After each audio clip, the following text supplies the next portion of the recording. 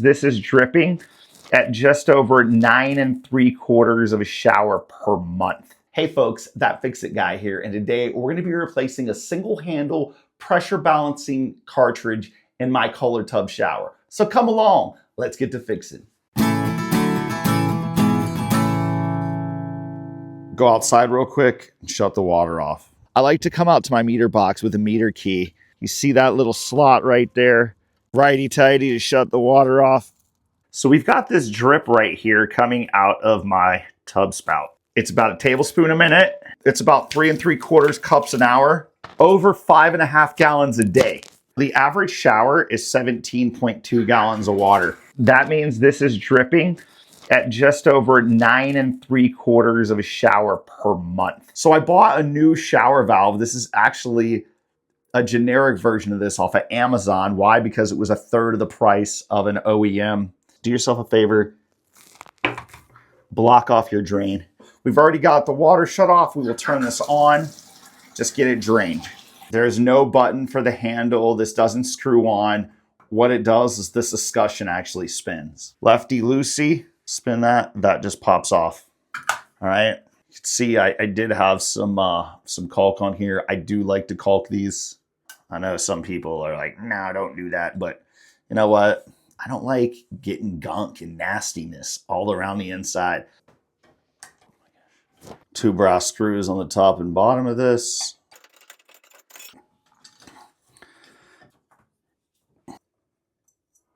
All right, gently pull those out. Do not want to lose those in the wall. That would be fun. Okay. All right, this should pop out now. Make sure we don't get a ton of water everywhere. And this just pops right out.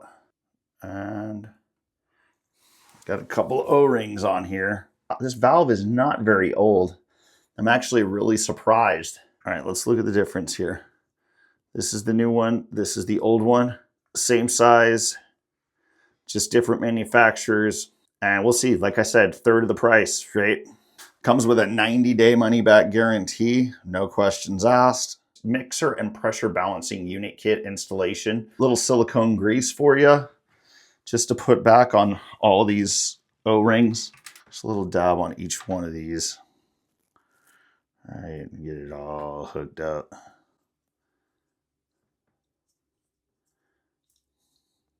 This new valve came with sandpaper, but I don't see any reason to use it. If you had some kind of mineral buildup, you could go around this a couple times, but I'm not going to. This O-ring right here, we're gonna lube that up. So we just put a little grease right around this right here. Because of this little knob right here and the way the handle spins, that is going to be the top.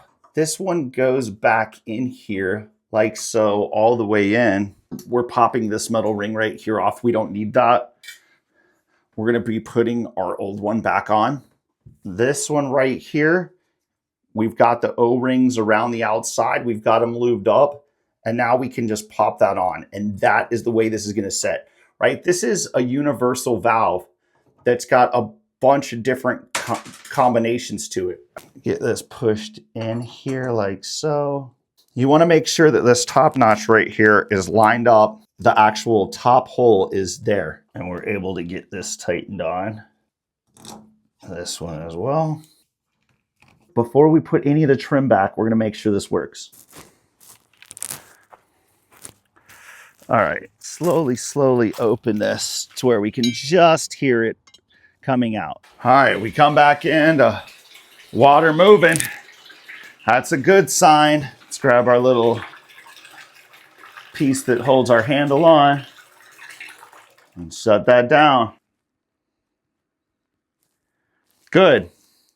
Well, it works. Look back in here, make sure there's no leaks anywhere. Now we can just start reassembling. That goes in the top hole. Get that one started in the bottom. Quick tighten of our brass screws. We're gonna get this ring right here, right around it, cleaned up. You can see there's a little funky. It's just a little yellow. This little piece right here that's going to allow the handle to go back and forth. Pop this bad boy on there. Get that tightened up.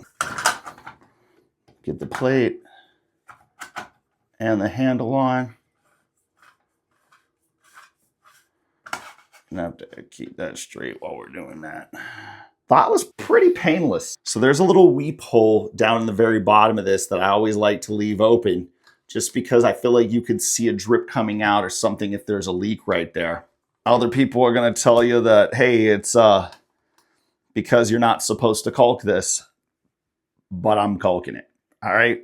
Get a contractor sponge, a little damp.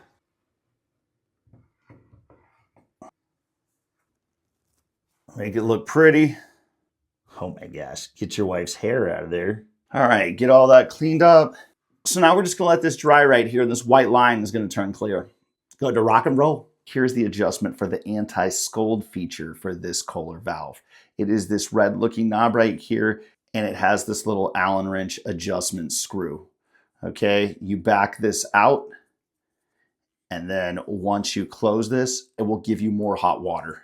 If you had a child or an elderly concern about them getting burned, well, then just tighten it up, and it's not going to allow you to get as much hot water as you potentially could. Check this out. It doesn't take very long, and you can already see that the white is starting to turn clear in some areas. All right, folks, this is the Kohler GP 876851. This is the pressure balancing valve cartridge and the mixer cap, okay? This is going to work for the K-304 models and for the K11748 models. These are single handle models. I really hope the video helps. You guys can please subscribe, click the like button. We'd love to have you keep coming back. Thank you very much, and we'll see you again real soon.